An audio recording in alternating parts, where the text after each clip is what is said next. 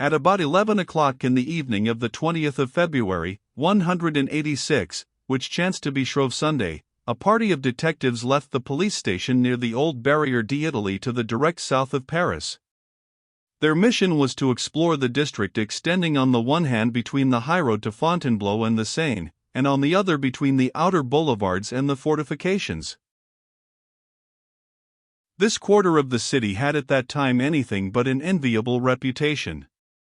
To venture there at night was considered so dangerous that the soldiers from the outlying forts who came into Paris with permission to go to the theatre were ordered to halt at the barrier, and not to pass through the perilous district excepting in parties of 3 or 4.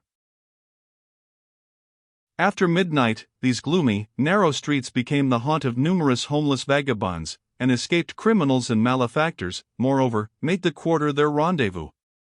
If the day had been a lucky one, they made merry over their spoils, and when sleep overtook them, hid in doorways or among the rubbish in deserted houses.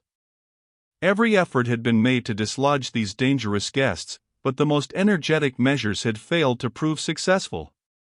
Watched, hunted, and in imminent danger of arrest though they were, they always returned with idiotic obstinacy, obeying, as one might suppose, some mysterious law of attraction. Hence, the district was for the police an immense trap, constantly baited, and to which the game came of their own accord to be caught. The result of a tour of inspection of this locality was so certain, that the officer in charge of the police post called to the squad as they departed, "I will prepare lodgings for our guests. Good luck to you and much pleasure." This last wish was pure irony, for the weather was the most disagreeable that could be imagined. A very heavy snowstorm had prevailed for several days. It was now beginning to thaw, and on all the frequented thoroughfares the slush was ankle-deep. It was still cold, however, a damp chill filled the air, and penetrated to the very marrow of one's bones. Besides, there was a dense fog, so dense that one could not see one's hands before one's face. "What a beastly job," growled one of the agents. "Yes," replied the inspector who commanded the squad, "if you had an income of 30,000 francs, I don't suppose you'd be here." The laugh that greeted this commonplace joke was not so much flattery as homage to a recognized and established superiority. The inspector was, in fact, one of the most esteemed members of the force, a man who had proved his worth. His powers of penetration were not, perhaps, very great, but he thoroughly understood his profession, its resources, its labyrinths, and its artifices.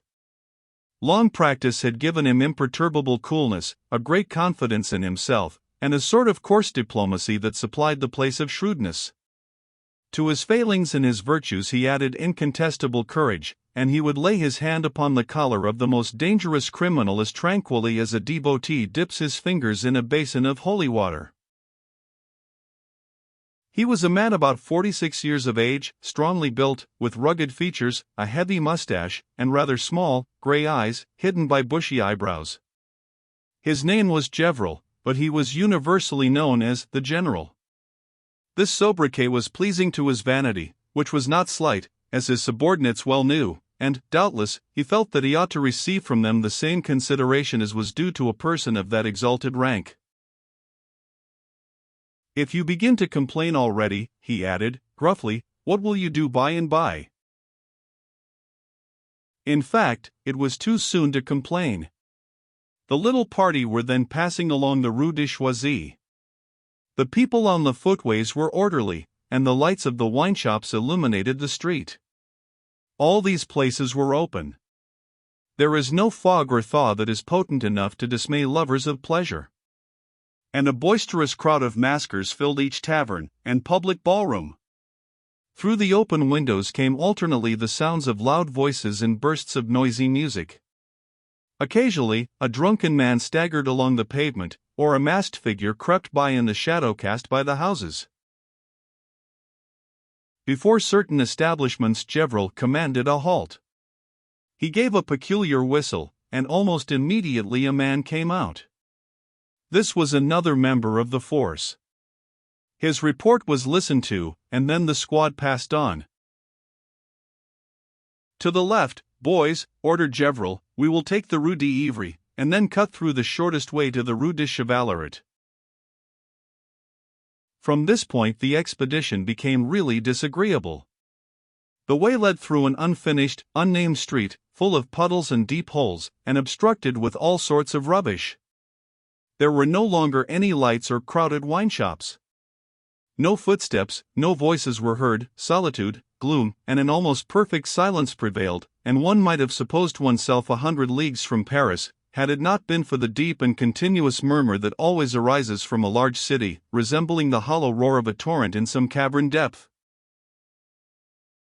All the men had turned up their trousers and were advancing slowly, picking their way as carefully as an Indian when he is stealing upon his prey. They had just passed the Rue du Château de Rentiers when suddenly a wild shriek rent the air. At this place, and at this hour, such a cry was so frightfully significant, that all the men paused as if by common impulse. "Did you hear that, General?" asked one of the detectives, in a low voice. "Yes, there is murder going on not far from here, but where?" "Silence.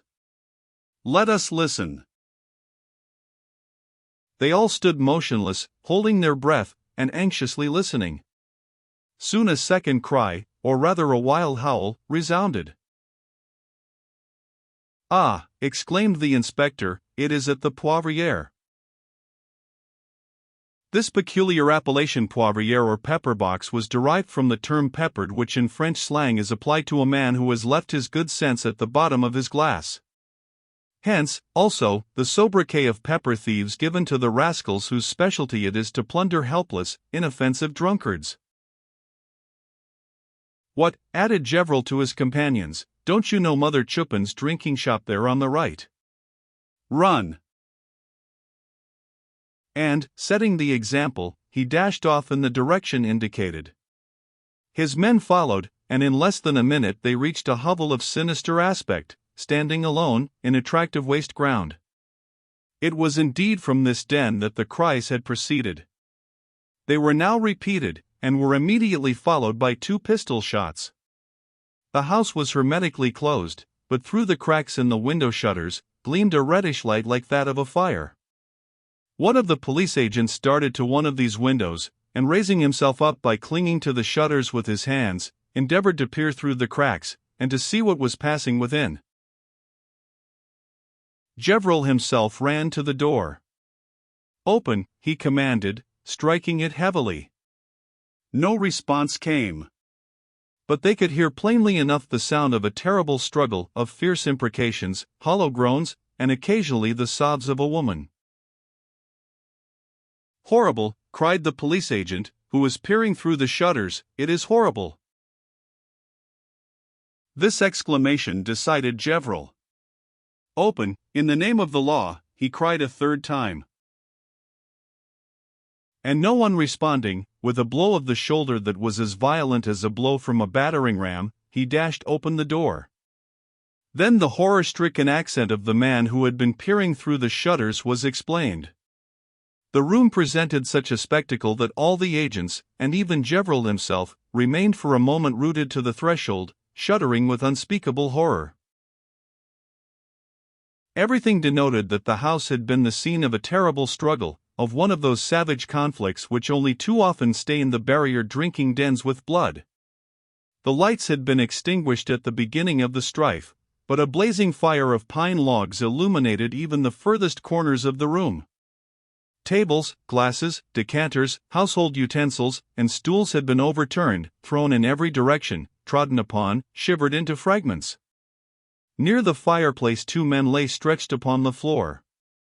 They were lying motionless upon their backs, with their arms crossed. A third was extended in the middle of the room. A woman crouched upon the lower steps of a staircase leading to the floor above.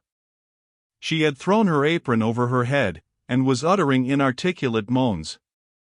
Finally, facing the police, and with his back turned to an open door leading into an adjoining room, stood a young man, in front of whom a heavy oaken table formed, as it were, a rampart. He was of medium stature, and wore a full beard. His clothes, not unlike those of a railway porter, were torn to fragments, and soiled with dust and wine and blood. This certainly was the murderer. The expression on his face was terrible. A mad fury blazed in his eyes, and a convulsive sneer distorted his features. On his neck and cheek were 2 wounds which bled profusely. In his right hand, covered with a handkerchief, he held a pistol, which he aimed at the intruders. "Surrender!" cried Gevrol. The man's lips moved, but in spite of a visible effort he could not articulate a syllable. "Don't do any mischief," continued the inspector. "We are in force, you cannot escape, so lay down your arms." "I am innocent," exclaimed the man in a hoarse, strained voice. "Naturally, but we do not see it." "I have been attacked," asked that old woman. "I defended myself. I have killed. I had a right to do so. It was in self-defense." The gesture with which he enforced these words was so menacing that one of the agents drew Gevrol violently aside, saying, as he did so, "Take care, General, take care. The revolver has 5 barrels, and we have heard but 2 shots." But the inspector was inaccessible to fear. He freed himself from the grasp of his subordinate and again stepped forward, speaking in a still calmer tone. "No foolishness, my lad. If your case is a good one, which is possible, after all, don't spoil it." A frightful indecision betrayed itself on the young man's features. He held Gevrol's life at the end of his finger. Was he about to press the trigger? No, he suddenly threw his weapon to the floor, exclaiming, "Come and take me."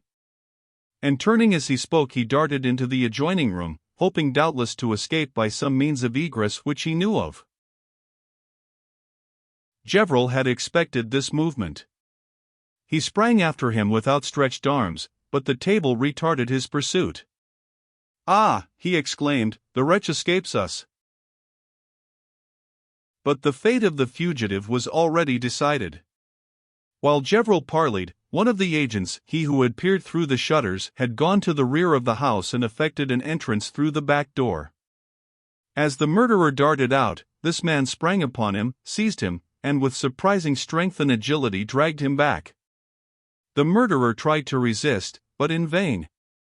He had lost his strength. He tottered and fell upon the table that had momentarily protected him, murmuring loud enough for everyone to hear, "Lost! It is the Prussians who are coming!" This simple and decisive maneuver on the part of the subordinate had won the victory, and at first it greatly delighted the inspector. "Good, my boy," said he, "very good. Ah! You have a talent for your business, and you will do well if ever an opportunity." But he checked himself. All his followers so evidently shared his enthusiasm that a feeling of jealousy overcame him. He felt his prestige diminishing, and hastened to add, "The idea had occurred to me, but I could not give the order without warning the scoundrel himself." This remark was superfluous. All the police agents had now gathered around the murderer. They began by binding his feet and hands, and then fastened him securely to a chair. He offered no resistance.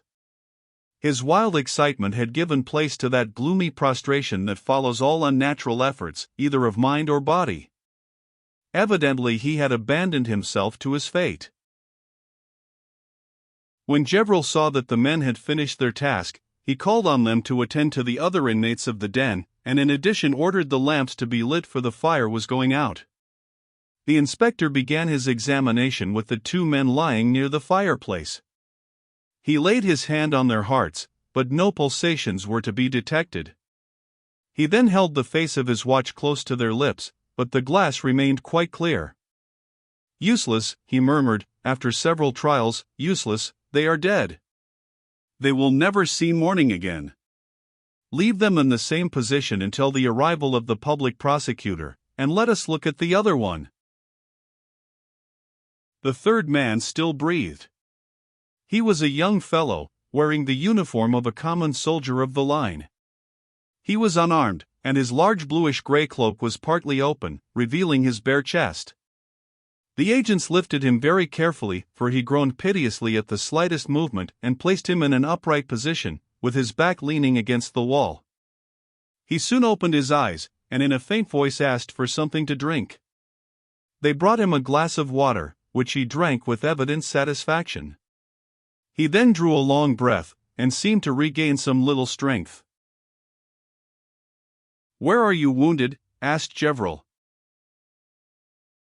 "In the head, there," he responded, trying to raise one of his arms. "Oh! How I suffer!" The police agent, who had cut off the murderer's retreat, now approached, and with a dexterity that an old surgeon might have envied, made an examination of the gaping wound which the young man had received in the back of the neck. "It is nothing," declared the police agent, but as he spoke there was no mistaking the movement of his lower lip. It was evident that he considered the wound very dangerous, probably mortal. "It will be nothing," affirmed Gevrol in his turn. "Wounds in the head, when they do not kill at once, are cured in a month." The wounded man smiled sadly. "I have received my death blow," he murmured. "Nonsense!" "Oh! It is useless to say anything. I feel it, but I do not complain. I have only received my just deserts."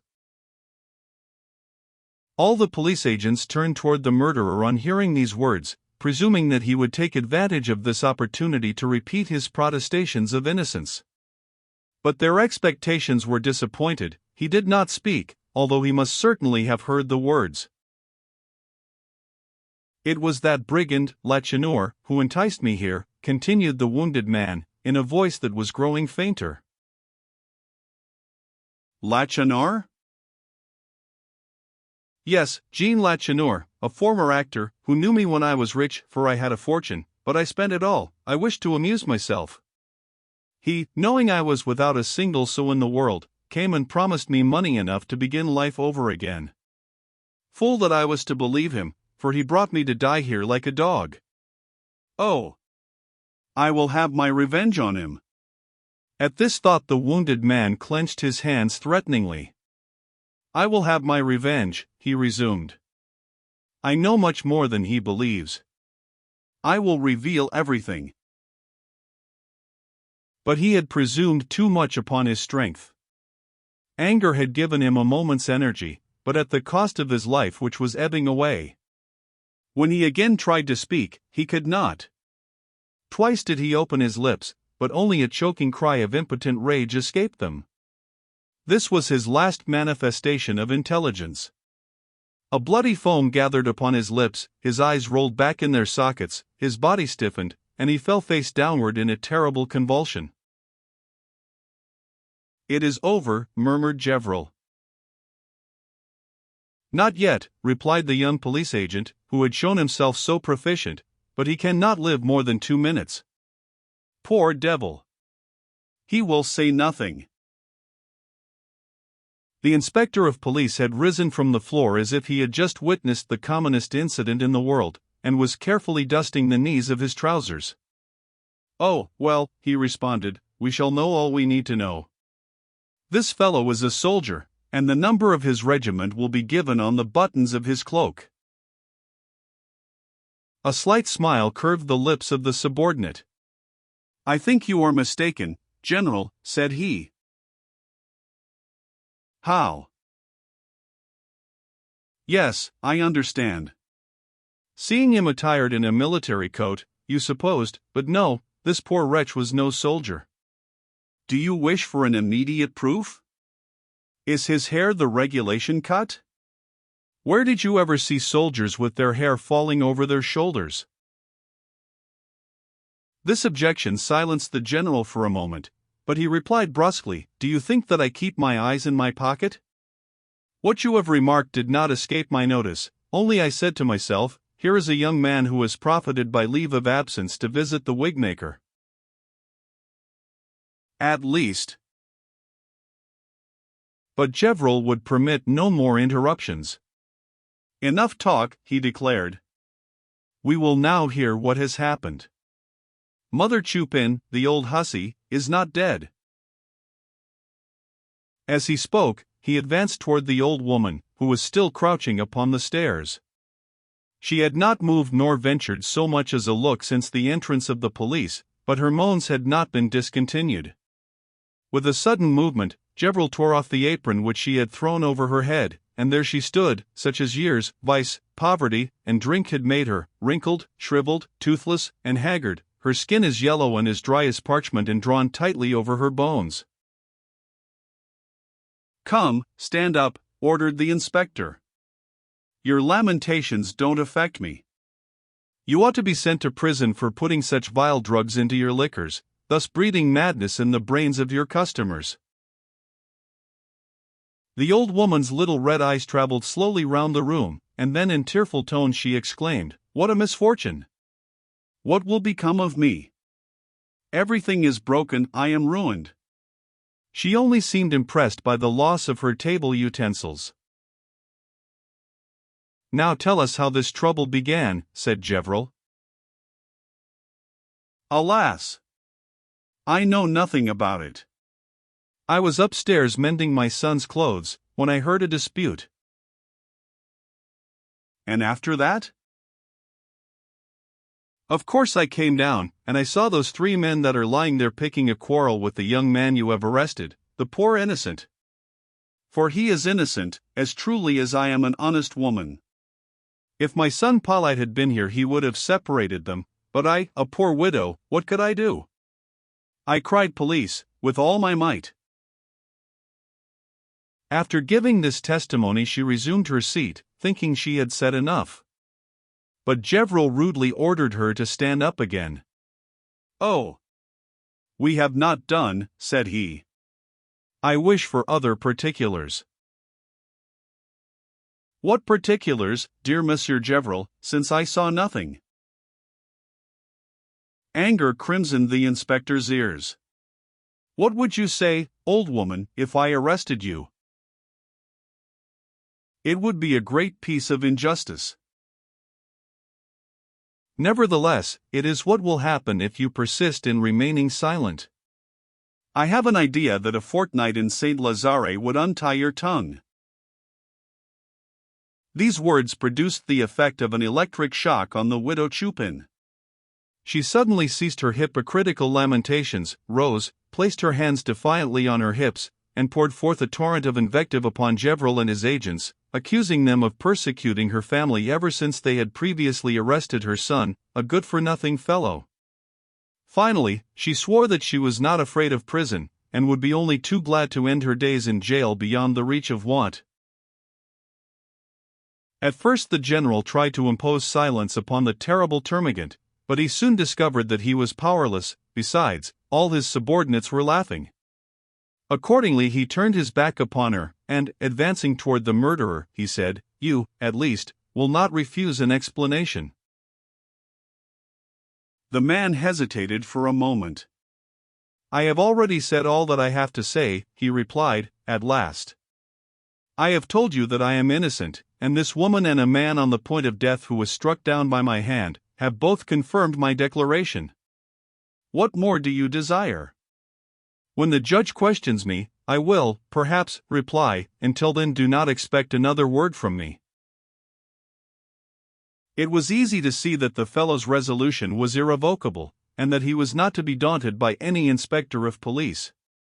Criminals frequently preserve an absolute silence, from the very moment they are captured. These men are experienced and shrewd, and lawyers and judges pass many sleepless nights on their account. They have learned that a system of defense cannot be improvised at once, that it is, on the contrary, a work of patience and meditation, and knowing what a terrible effect an apparently insignificant response drawn from them at the moment of detection may produce on a court of justice, they remain obstinately silent. So as to see whether the present culprit was an old hand or not, Gevrol was about to insist on a full explanation when someone announced that the soldier had just breathed his last. "As that is so, my boys," the inspector remarked, "2 of you will remain here, and I will leave with the others. I shall go and arouse the commissary of police, and inform him of the affair. He will take the matter in hand, and we can then do whatever he commands. My responsibility will be over, in any case." So untie our prisoner's legs and bind Mother Chupin's hands, and we will drop them both at the station house as we pass." The men hastened to obey, with the exception of the youngest among them, the same who had won the general's passing praise. He approached his chief, and motioning that he desired to speak with him, drew him outside the door. When they were a few steps from the house, Gevrol asked him what he wanted. "I wish to know, General, what you think of this affair." "I think, my boy, that 4 scoundrels encountered each other in this vile den. They began to quarrel, and from words they came to blows. One of them had a revolver, and he killed the others. It is as clear as daylight. According to his antecedents, and according to the antecedents of the victims, the assassin will be judged. Perhaps society owes him some thanks." "And you think that any investigation, any further search is unnecessary?" "Entirely unnecessary." The younger man appeared to deliberate for a moment. "It seems to me, General," he at length replied, "that this affair is not perfectly clear." "Have you noticed the murderer, remarked his demeanor, and observed his look? Have you been surprised as I have been?" "By what?" "Ah, well. It seems to me, I may, of course, be mistaken, but I fancy that appearances are deceitful, and yes, I suspect something." "Bah, explain yourself, please." "How can you explain the dog's faculty of scent?" Gevrol shrugged his shoulders. "In short," he replied, "you sent a melodrama here, a rendezvous of gentlemen in disguise, here at the Poivriere, at Mother Chupin's house. Well, hunt after the mystery, my boy, search all you like, you have my permission." "What? You will allow me?" "I not only allow you, I order you to do it. You are going to remain here with any one of your comrades you may select. And if you find anything that I have not seen, I will allow you to buy me a pair of spectacles."